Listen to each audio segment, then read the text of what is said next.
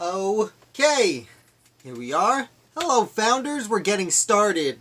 Welcome to Founder of the Day Week in Review, where we will be discussing this week's last 7 founders of the day. Matthew, everyone, thank you for coming. I'm sure you do wish you were on vacation. As someone who just got out of the car for a 5-hour trip, 5.5-hour trip, going on vacation is fun, but coming home from it is not so much. But I am very glad to be back. I need to make one quick adjustment. Forgive me. Let's see if I knock my camera down while I fix it. Okay, and we're back. Sorry about that. Wanted to make sure we weren't interrupted by friendly text messages. That being said, I have received the new camera in the mail and the new microphone, and by this time next week we are going to be updated. And I won't be shooting on my phone anymore. Fingers crossed if all goes well. I will also be rearranging this, which is not what you're here for, but it's exciting, and I wanted you to know. Anyway, let's get into it. There are American founders that we need to discuss. So first of all and foremost of all, we are starting with a gentleman whose name is Philip Tanner. And full disclosure, right off the bat, Philip Tanner is not an American founder.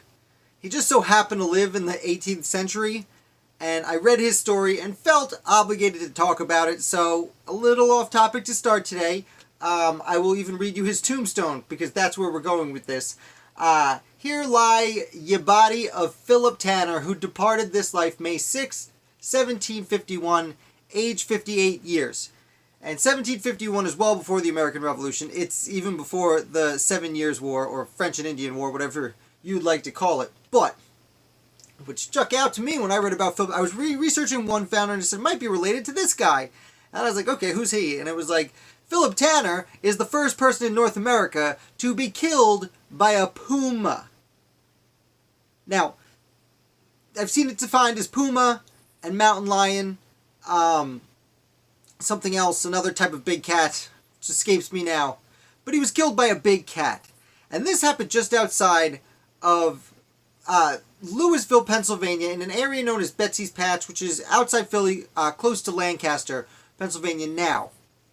Back then, it was out in the wilderness.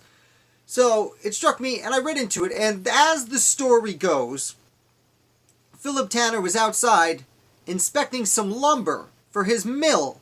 Now, everything I've seen and information on this gentleman is extremely scant, but everything I've seen appears to be that he owned a fulling mill for fabric.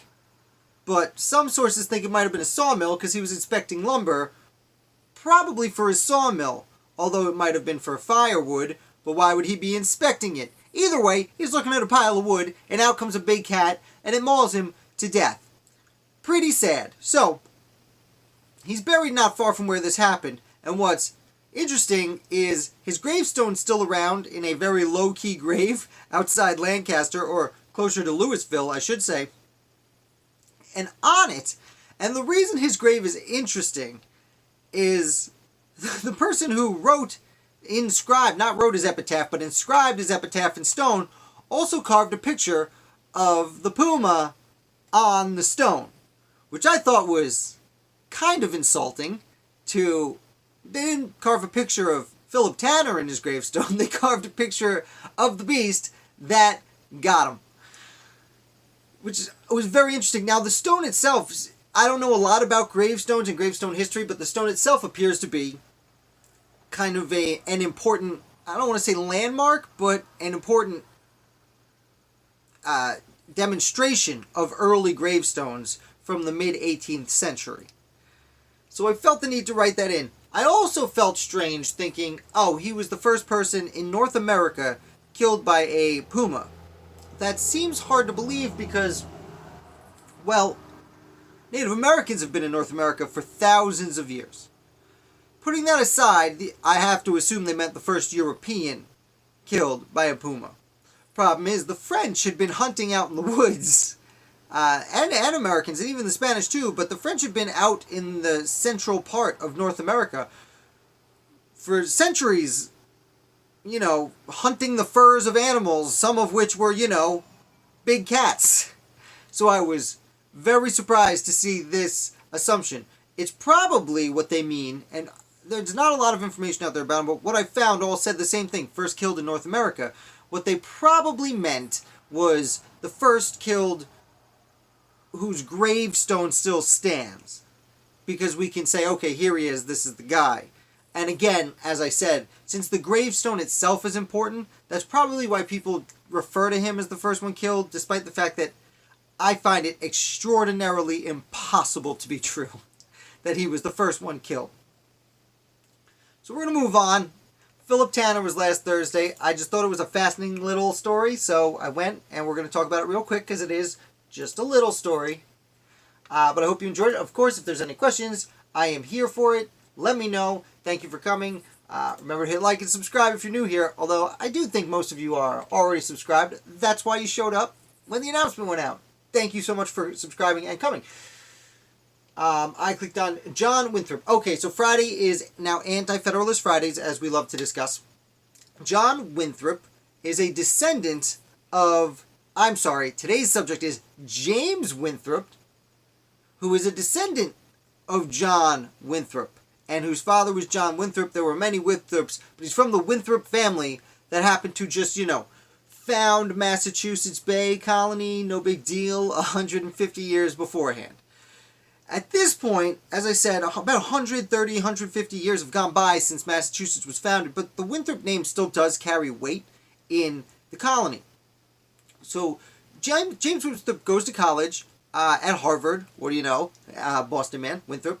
And he graduates, and he soon becomes the librarian, at a very young age, becomes librarian of Harvard College.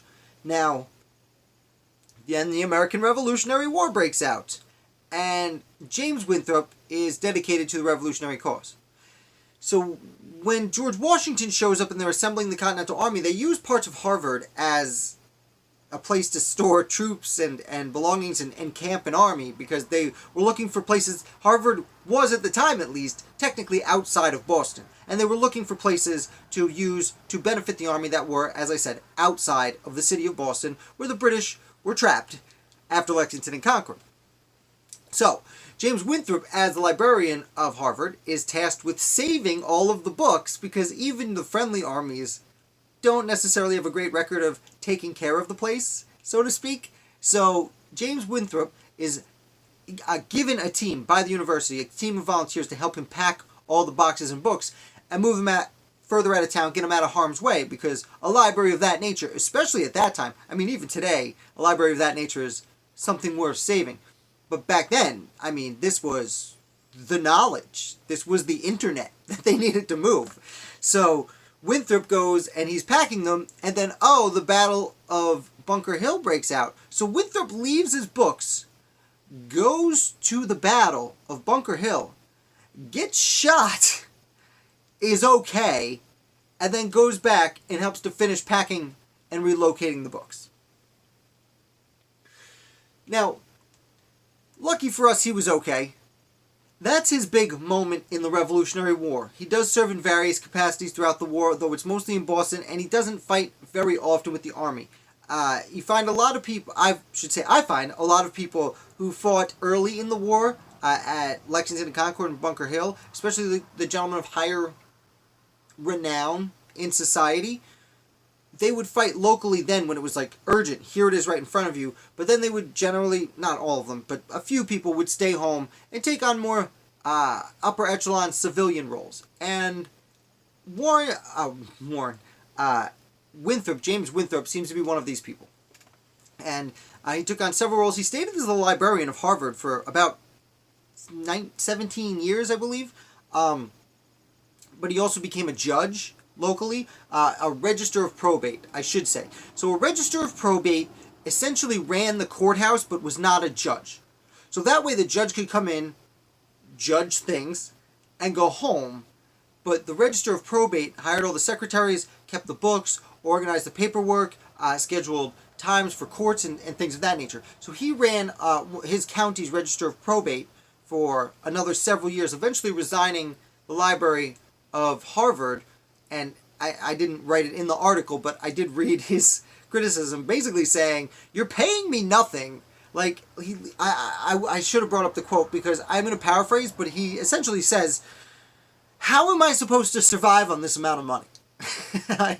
So I'm leaving by, not like, can I have a raise? Like, no one can survive on this money. I'm leaving. Think about it for the next guy. Anyway, this is an anti-federalist Friday. So years go by, and the Constitution is put out. And the reason I bring up James Winthrop is we're talking now about the letters of Agrippa. Agrippa. The letters of Agrippa. A lot of the Anti-Federalist Fridays, I have not been able to tell you who wrote them. While we're not 100% certain that it was James Winthrop that wrote the letters of Agrippa, we're like 98% certain it was James Winthrop who wrote the letters of Agrippa. So I've given you the background on his life when the Constitution presented and the ratification conventions are called into order and people are writing anti-federalist papers, and one of those people is James Winthrop, and he writes papers under letters of Agrippa. Now, letters of Agrippa were about just under 30 papers. I believe it was 29, don't quote me on that. But there were several that were extraordinarily important. Numbers 6 through 9 are the ones that are the most important. And they are given their own title, actually, in many historical contexts, under the title of Unrestricted Power Over Commerce Should Not Be Given the National Government. Even the historical versions of titles are long. When it comes to the 18th century, it's a super wordy period of time. So, there are many things. As the title suggests, he doesn't want the federal government to have control of money. And as such, his main argument that stands out, at least from other anti-federalist writers, his most notable argument is, hey, like, if we give those who control the money, control society. Or however that common saying goes. If we give the federal government the power to control the money, then they are going to control all of the country. If we give the states the right to control their own individual currencies and give all the other powers to the federal government, at least the states can protect themselves through the power of the purse. Of course that didn't work out. The Constitution was ratified, and that's how things have ended up. But this was Winthrop's argument, and interestingly enough, he seems to be directly, counter-argued by Alexander Hamilton in Federalist Number 11. Now, Federalist Number 11 doesn't specifically discuss letters of Agrippa, but it does discuss why the federal government should have the power of currency. So, if there are any questions, now is a great time in between founders. Thank you so much for coming. I really appreciate it. Now, let's see. We are up to the weekend. Again, on the weekends, I reuse some older founders, but they're good ones. And first we're going to talk about Abraham Clark. Abraham Clark was a New Jersey surveyor who worked really hard, and as we discussed several times on this channel, surveying was a great way to take this step from lower middle class to upper middle class, maybe one day be an upper class elite. He was a surveyor and ended up studying law, became very successful. He was a man of the people. He would try cases for people if they couldn't afford it. He'd say, you find a way, pay me back later. He was one of those type of good-hearted gentlemen of society. And therefore, when the revolution started and he became a patriot, he was chosen by those people he was so kind to help to go and actually join the New Jersey Provincial Congress. Provincial Congress. So many words I just can't say right. The stories I got, the words not so much. He joined the New York Provincial Congress, and they sent him over to the Continental Congress. And while he was at the Continental Congress, what do you know? Independence. And Abraham Clark signed the Declaration of Independence. It's very, very good for him. So, he continues to be a founder, works on dozens of committees over the next several years in the Continental Congress, goes back to New Jersey, helps build New Jersey, and then, I almost forgot, while he's in the Continental Congress, his son, he has a child who's fighting in the war, and he is arrested and thrown in prison, and he's put on the prison ship Jersey, the HMS Jersey, which, as we've discussed, was the worst place in the world to be. You had nothing, not much to eat, you slept on the hardwood floor, you didn't see sunlight, and you got to hang out with a lot of different diseases. People were just dying in droves on this ship. And Abraham Clark had a son who was put on the HMS Jersey, and as a man of the people, Abraham Clark was very much not kind to nepotism. He did not want to use his stature to get his son out of prison. He thought his son should follow the same rules as all the other soldiers. But once word came back that, no, he was in the Jersey and it was not going to go well, he was being fed bits of food through a keyhole. Not great. Clark let his compassion for his child get the best of him, which is totally reasonable if you ask me. And he did end up asking for the help from the Continental Congress. He brought it to the floor of Congress and said, guys, can you help me? And eventually they did. They contacted Washington, and Washington on several occasions basically would contact the British and say, listen, if you're treating them like this, we're going to treat one of your prisoners like this. Is that what you want? Because, believe it or not, the Patriots were generally a lot better to prisoners than the British. Not always, but for the most part they were, because they wanted to be able to say, look at how terrible the British are. We're being very nice to our prisoners. It was propaganda, but it was also basically true. Eventually, because of this, Abraham's son remained in prison for a long time, but he began being treated very much better. Okay, so years go by, and the Continental Congress has a bunch of problems. And several states send delegates to the Annapolis Convention. The first time Alexander Hamilton and James Madison were able to get a bunch of founders together to talk about fixing the Articles of Confederation was at the Annapolis Convention. Now, only 5 states actually sent representatives to Annapolis, one of which was New Jersey, who sent Abraham Clark, among several other people. And New Jersey was the only state that essentially said that their delegates can make whatever changes they wanted. Open-ended, do whatever you want to the Articles of Confederation. This is not working out. Everyone else was sent with very specific instructions saying, don't do too much, don't do too much. Now, the Annapolis Convention was in 1786, a year before the Constitutional Convention, and nothing got done, because it was only 5 states, only one of them could do anything, and basically these guys sat around complaining about the situation they were in, and trying to figure out, okay, what do we do about this? What's going on here? And at the end of that convention, Abraham Clark said, you know what, we need to do this again. We need to get all the states together. We need to meet in Philadelphia next year. And he essentially recommended to have a constitutional convention. Because that is the one thing that came out of the Annapolis Convention, is that all the delegates there were able to agree we should have a convention with all the states. It fit to everyone's instructions. Everyone was okay. All we're going to do is say, hey, everyone, let's try again, but get over here. and that's what happened. And that's really Abraham Clark's biggest contribution to the American Revolution, is his idea to call for the Constitutional Convention. Now, he didn't actually excuse me, he didn't actually go to the Constitutional Convention. He stayed home and was in Jersey. He was elected to the ratifying convention, and Clark didn't love the, excuse me, I'm sorry. A lot of talking. Abraham Clark did not love the Constitution, but he knew something needed to be done, and he supported it. He was relieved when a Bill of Rights was implemented, but he was elected to the New Jersey Ratification Convention and did vote for the Constitution. He was not immediately put into the federal government, but he did go to the second and third Congresses. So he actually was elected to the United States House of Representatives, served 2 terms, and then didn't seek re-election a third time. And kind of fortunately he didn't for New Jersey, because he died just days after he went back home, which is a little sad. But again, man of the people, Declaration signer, Abraham Clark. I'm going to take one more sip of this. If you guys have questions, I'm here for it. Let me know what you'd like to know. Not yet. That's okay. Alright. Sunday I talked about John Witherspoon.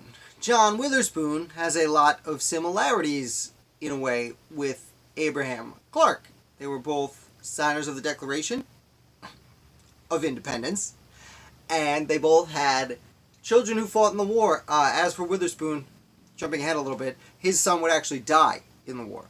So Washington could not talk his way out of that for him. So Witherspoon's an interesting character, because he is born in Scotland, and he becomes a pastor, and he's well educated, becomes a pastor, and he's part of the Jacobin uprising of 1744, which is, puts him a little older than most of the American founders. This is about when John Adams is born. Is when Witherspoon is in Ireland, part of an uprising. So anyway, he goes to prison for a little bit because of that, but gets out. He becomes a popular preacher in his area.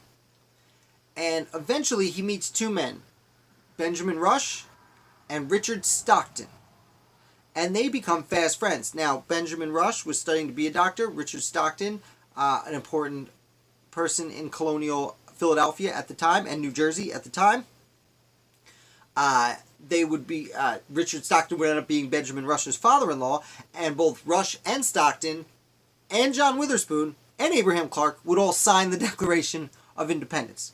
But they met in Europe, and Rush and Stockton basically really saw the potential in Witherspoon and convinced him to move to colonial America, having never been there before, and take over as president of Princeton University, which at the time was known as the College of New Jersey. For some reason, Witherspoon accepts this, and he goes, and he takes over Princeton. He raises funds for the school, he improves the grounds, he improves the facilities, he improves the curriculum, and as president at the time, he actually taught many of the classes. And Princeton is an important college now, but it was one of the only colleges then. And he has a whole slew of American founders that were raised and educated in several things, notably the law, underneath John Witherspoon. And this includes future vice president and everyone's favorite theatrical villain, Aaron Burr, and future father of the United States Constitution and president of the United States of America, James Madison. And John Witherspoon has a dramatic effect on the education of a 16-year-old James Madison, which would profoundly affect the United States, more than just his signing of the Declaration. A lot of people signed the Declaration. Not everyone educated the guy who wrote the United States Constitution. Excuse me. John Witherspoon did. So he goes, he does this educating, yada yada, goes to the Constitutional Convention, signs the Declaration of Independence, serves on the committee that drafts the Articles of Confederation, serves on dozens of committees throughout the American Revolutionary War, and sacrifices a great deal. So not only did he have a son that died fighting for freedom, he led an evacuation of Princeton, which when the British came, and the British, there's the Battle of Princeton. Trenton and Princeton are famous battles. You have to remember, Witherspoon was in Princeton educating students, and then the British came, and Witherspoon led an evacuation, and then, and only then, did George Washington lead a successful attack that boosted morale. But Witherspoon had to evacuate Princeton. And after he was able to get back to Princeton and rebuild the school, he, again, fundraised on his own. He put much of his own money into building the school. Now, he was a preacher and an educator. And as far as signers go and, top-level elite American founders go, educator and preacher were the two lowest paying jobs that someone in high society could possibly have. And he still took his own money and invested it into the school to continue educating the second generation of American leaders. And he went also with Abraham Clark to the New Jersey Ratification Convention. I didn't even put that together until just now as I'm talking. They were both in the same room and both supported the Constitution, though Witherspoon was more of a, U.S. Constitution than Abraham Clark, who was like a fine U.S. Constitution. Also, if you recognize the name Witherspoon, according to what pops out right away when you're on the internet looking up things about John Witherspoon, excuse me, It certainly seems that he is an ancestor of actress Reese Witherspoon. Now, I tried to tweet at Reese Witherspoon because, were she to retweet me, I would probably get several thousand new followers, and that would be excellent, great thumbs up time. But there's a lot of Reese Witherspoons on Twitter, a shocking amount of Reese Witherspoons on Twitter, none of which have the checkmark verifying that it's actually the person who's famous. So, side note, non-founders fact of the week, Reese Witherspoon does not appear to be on Twitter, despite hundreds of Reese Witherspoons being on Twitter. Let's continue, shall we?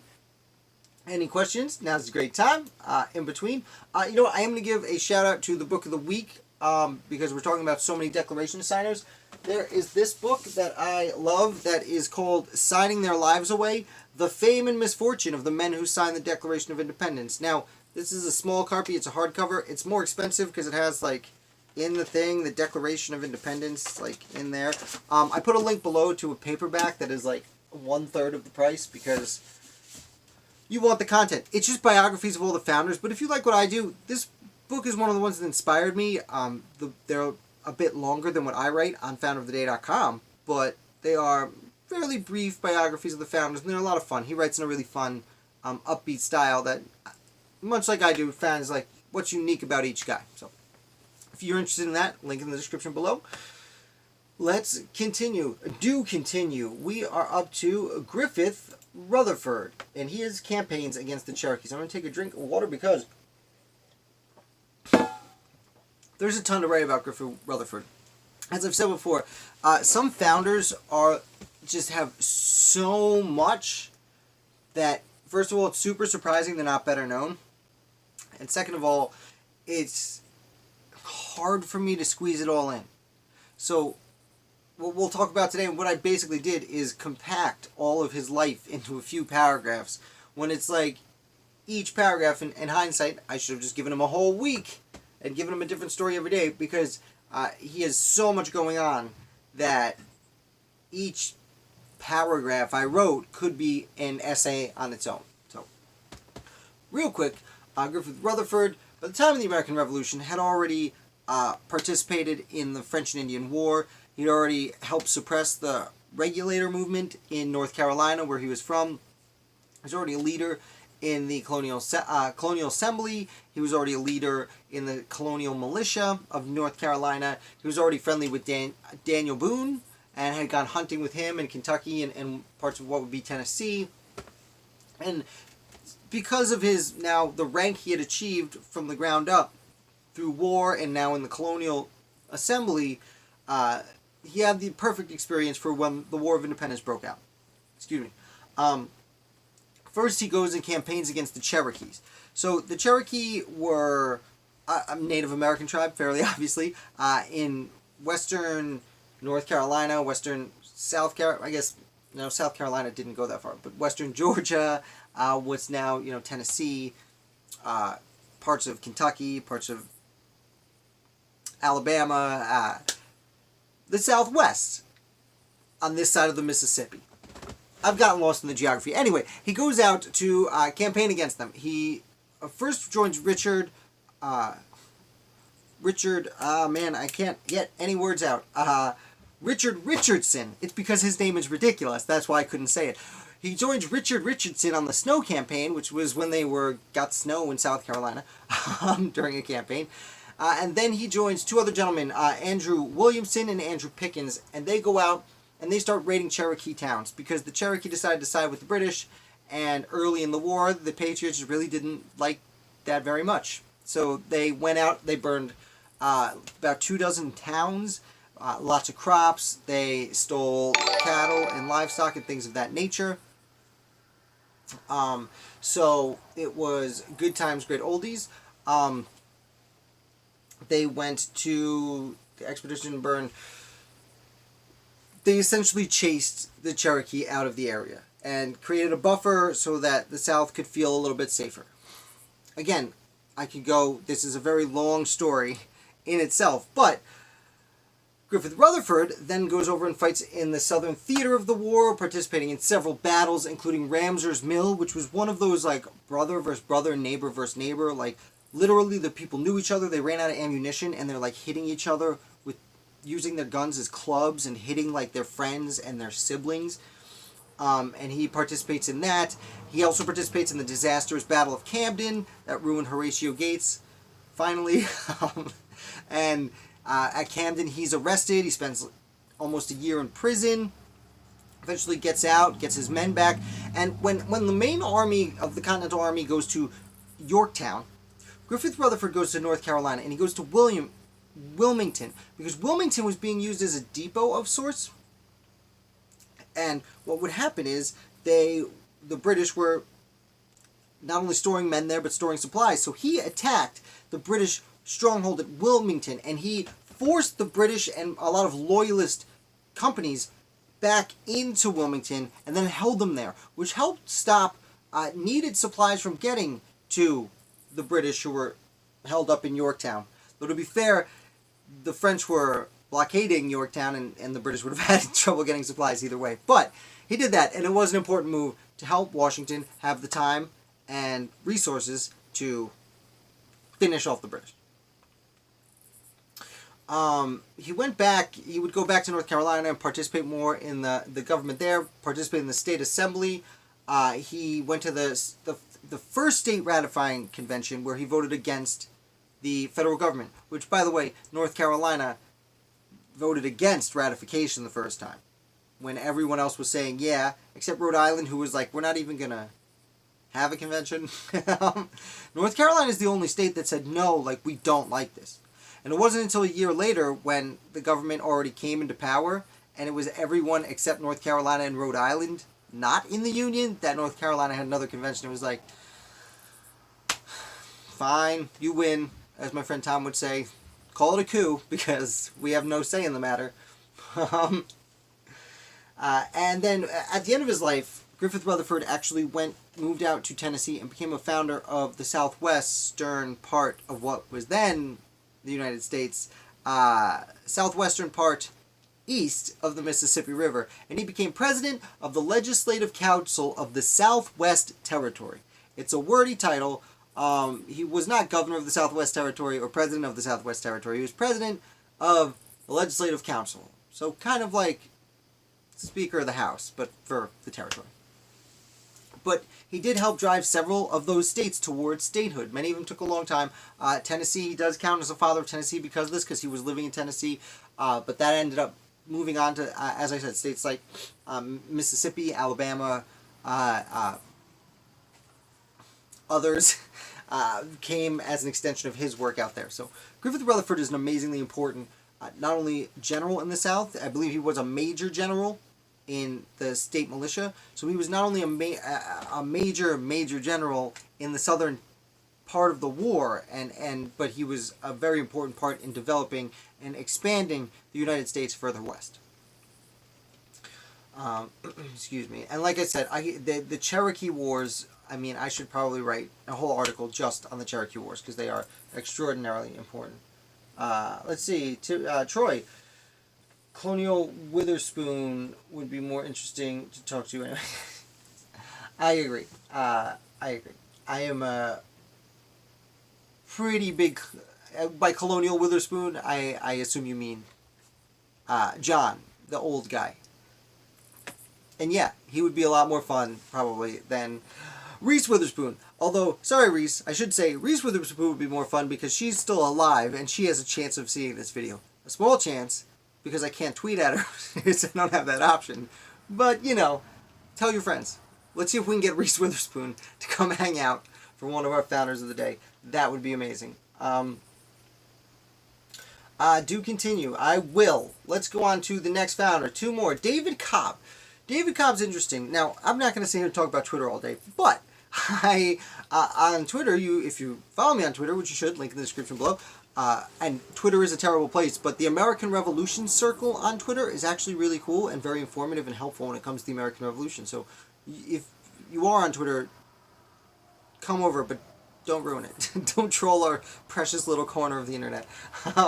But on there, there's a podcast, the History That Doesn't Suck podcast, and they tweeted out a pop quiz essentially about an aide-de-camp to Washington from South Carolina. I don't remember all the hints, but the answer was clearly John Lawrence. But I went and dug in trying to find someone else from South Carolina who fit the bill. And I tweeted at him, hey, I haven't found anyone yet, but there will be an aide-de-camp coming up soon. And David Cobb is the aide-de-camp I settled on. So David Cobb was a physician from Massachusetts, a doctor. But the war broke out, and he wanted to fight, and he joined up, and he ended up becoming a lieutenant colonel in the Massachusetts militia. In the Continental Army. He joined the Massachusetts militia first, but then moved on to the Continental Army to become a lieutenant colonel. Furthermore, he stayed joining the Continental Army for a while because he helped build a hospital specifically geared at fighting smallpox. As we discussed for several weeks in a row, smallpox was a serious problem during the American Revolution, colonial America in general. And he also, before he joined the Continental Army, spent the first 2 years of the war as a regimental surgeon, which was common for physicians. You know, a guy who's very well educated in the medical arts. You don't want to just put him on the front lines to get shot. You want him hanging back so that when they're bringing back guys who've been shot, he can try and save their lives. He goes, fights in the hospital, he fights a lieutenant colonel, he's in the war for a long time, until he eventually comes to the attention of George Washington in June of 1781, just a few months before the American Revolution is theoretically won at the Battle of Yorktown. So he joins, and he comes to the attention of George Washington. Washington says, be an aide-de-camp, and he comes, which means he's standing next to Washington. Washington's giving him orders. He's riding through the bullets to tell another general this is what Washington wants, and riding back to find out what Washington says next. And they won at the Battle of Yorktown, clearly. And David Cobb ends up following Washington after they leave the battle. He's with Washington when, the British are dropping their guns. When the British surrender, he's with George Washington. And then when they're going back to New York, because after the Battle of Yorktown, the main army of the Americans go back north to wait for the British, who still occupy New York City. They wait for the official peace treaty and the British to leave, yada, yada, yada. So on the way, Washington, after years away from home, just happens to be passing Mount Vernon anyway. And David Cobb joins George Washington at Mount Vernon for dinner with several other members of Washington's family and several other generals. And he actually gets to have that. It's not an official celebration, but what I would imagine was a celebratory dinner for winning the war at George Washington's house, which is super cool, if you ask me. So, excuse me, he does end up, he gets breveted as a brigadier general in the Continental Army before the army disbands. He goes back to Massachusetts to live the rest of his life. He ends up staying, even though he's a physician, he stays in the military and ends up becoming a major general in the Massachusetts militia. He serves in the Massachusetts Assembly as a speaker for several years. He's then elected to the United States House of Representatives, where he spends several years. And then he goes back to Massachusetts, and he is elected lieutenant governor of Massachusetts. And this, he was Speaker of the House for Massachusetts, and he was lieutenant governor of Massachusetts. And this is a time when Massachusetts is arguably one of the top 4 most important states in the country, if not top 2. It was up there. Granted, Pennsylvania and Virginia is number 1. There's no arguing that. Virginia was the most important state. Pennsylvania was pretty much number 2 because it had Philly, which was so important. And New York was quickly climbing from 4th, 5th, 6th to number 1. It was skyrocketing, so to speak. But Massachusetts was gigantically important. Boston was one of the most important ports in the country. Obviously, Massachusetts, where the rebellion exploded. Yada, yada, yada. He has a very important position in the state government, but has an effect on the federal government. And that's more or less the life of David Cobb. Again, any questions, any comments, anything you like, feel free. I am here for you. If you want to hit like, that'd be great.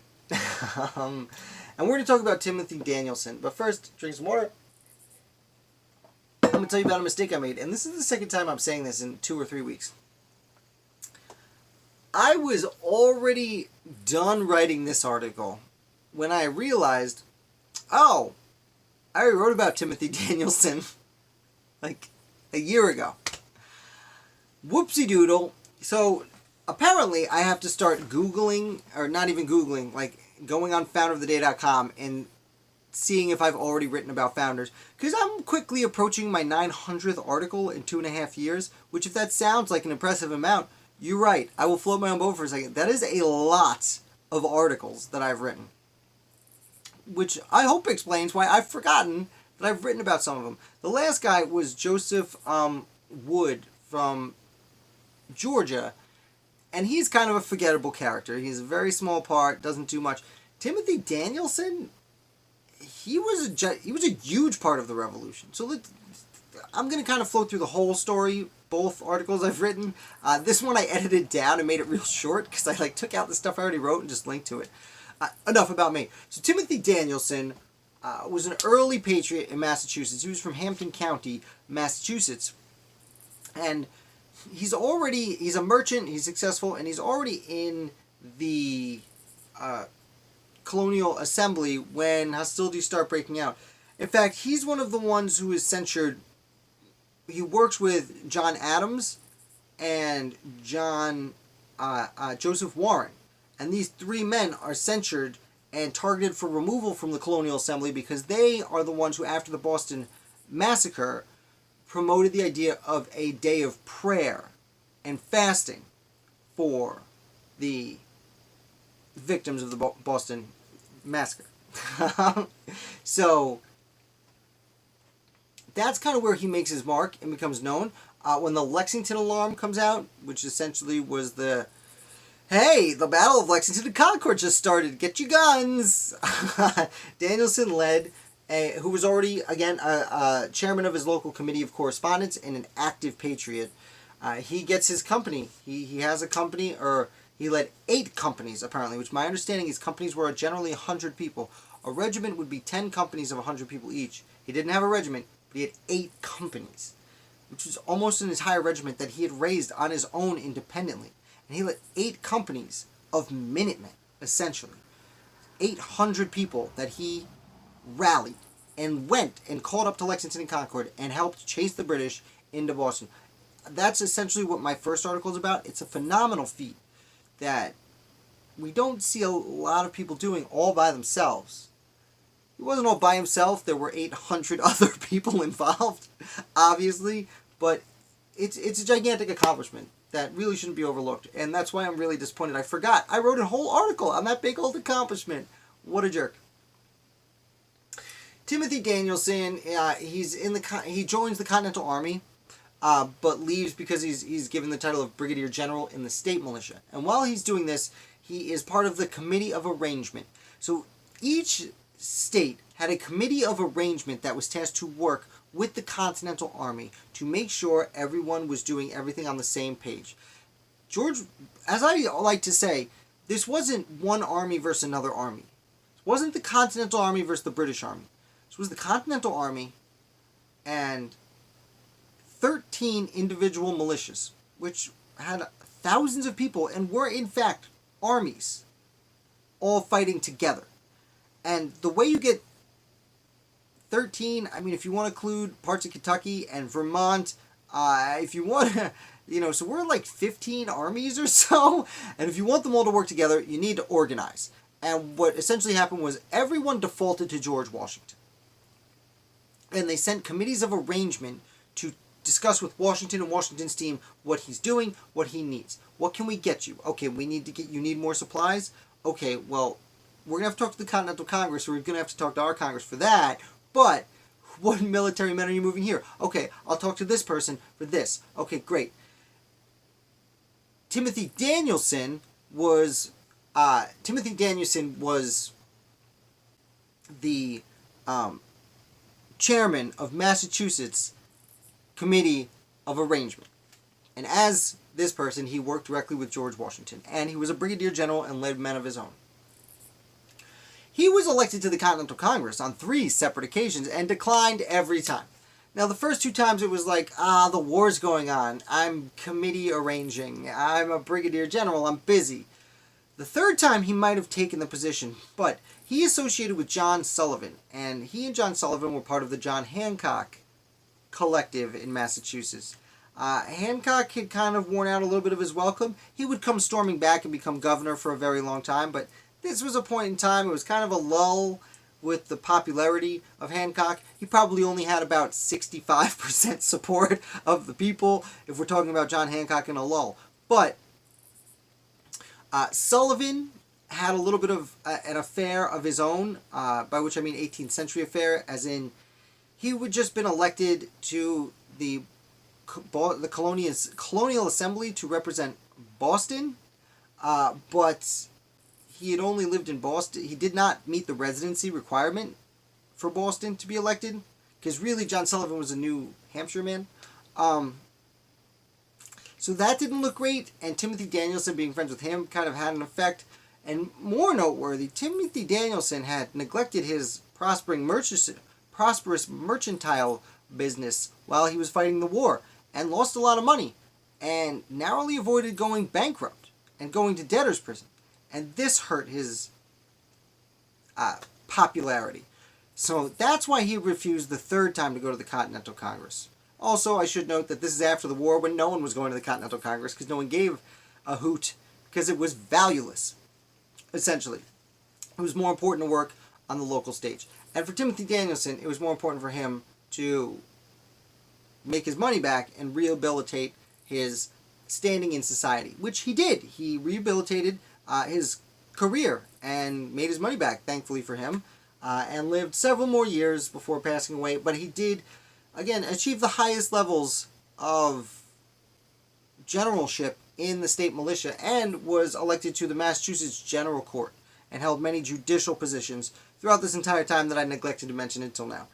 Timothy Danielson was a very important person, especially in the beginning of the war and in the administration of the Revolutionary War. And we like to think back to the American Revolution as, heroes versus villains, and these guys went out and fought in the glory of battle. But the administration of the army is essential to running an army, and Timothy Danielson is one of those unsung heroes who doesn't get credit for that administration until now. So, let's see. I saw someone comment, TJ, you may have been on vacation. I've been on vacation too. I hope your vacation was great, and your drive home was shorter than mine. If you guys have any questions or comments, now would be a fantastic time to ask them or comment them, because we have gone through all 7 founders of the days from the last week. I'll take a drink of water while I wait. Thank you. Thumbs up. I meant to say, if you want to hit like and give me a thumbs up, that would be great. But most of you have, and I really appreciate that. I'm really glad that we have this crew coming each week. Everyone seems to... We got our own little thing going on. So I genuinely appreciate everything everyone's doing coming here.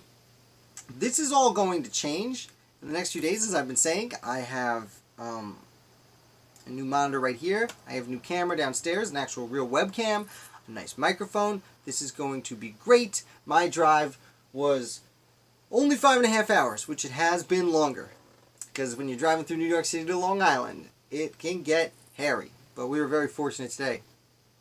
How long was your... Where did you go, TJ? Let us know. We want to know. While you're typing, I will say I have a new background coming. I'm not entirely sure where it's going to go. I have a big old... what's the word? Shelf. Man, I'm losing it today. The drive took it out of me. A big shelf, going to go right here, I think. As long as it looks good. Might end up here. Not sure. It is going to end up there, and if it doesn't look good, we'll wait a week or two and rearrange it again. So definitely, let me know. Make sure you're liked and subscribed so that you can come back and look at some of my videos and tell me if you hate my new background. We will see. Other than that, happy birthday, TJ. Oh, I didn't know it was your birthday. You coming home from vacation on your birthday? That's too much. It's too much. But happy birthday. I'm glad you're here. We'll give you a very special birthday shout out right now. Oh, we see a comment coming in. They come up here a little bit before over here. There it is. The reasons I like your channel. I learned of founders I've never heard before. I realized 240 years later, and we still try to make the government work. And your enthusiasm. Keep it up. Thank you, Troy. That's so nice of you. I really appreciate those compliments. Yeah, I am very enthusiastic because I love it, which I think demonstrates itself, which is why I started this channel in the first place. We are still trying to figure out how the government's supposed to work. That's a great thing to say. My friend Jessie Sir Filippi, who I interviewed a while ago, my first interview, she is she likes to say that we are still fighting the American Revolution in one form or another, which I disagree with, but it makes a lot of sense on the surface because, it's always changing. It's an ever-changing government, and that's part of it. And yeah, I love the founders no one's ever heard before. Those are the guys I really go after. I don't know what this chat rate is. Chat rate of the stream. I'm still figuring this out. I'm also going to get a whole new system here this week, which I think is going to be super cool. I should be able to see myself live instead of everything being 10 seconds behind on my screen over here. I've also got another monitor going right here so I can see your comments and concerns here and keep this screen up with my information here. And see how I got lighter? See that? See how it's dark now and now it's lighter? That won't happen because I'll have two monitors. Although maybe I might put it down here. I'll put your questions up here. Let me know what you think. Would you like me to have your questions and comments here and like my founders to reference here? So I'm looking, no, maybe not. I don't know. We'll play around with it. Oh, you only have 30 miles to go. Oh, that's nothing. That's great though. I'm glad you had fun. I hope you had fun. Up in the mountains. If there's any other questions, I'm like hanging on the seat of my pants. Now you guys are starting to ask questions. Now at the end, you're supposed to comment the whole time. That's the fun. I know TJ, you were driving. It's your birthday. You get a buy this week. Next week maybe not. We'll see. Well, I'm gonna go. If you do have questions that come up later, definitely leave them here. You can, as always, all my social medias are down below. Contact me on any of those. I'm happy to respond. Email me, send me a postcard, throw me a telephone on a string. You'd have to throw pretty hard. I am going to get going. Thank you again so much. I'll be back with, tomorrow we have another interview. Tomorrow is Jane Hampton Cook, who was absolutely lovely to talk to. She has authored several books on a variety of historical topics, but a few on the American Revolution, notably the drawing of blanks. The Madison, James and Dolly Madison, and John Quincy and Louisa Adams. And I talked to her about the first few first ladies of the United States and their roles and how it changed and how it reflects on today's first lady. So definitely check that out. Thank you again, and I will see you next week for a live video and round bottom.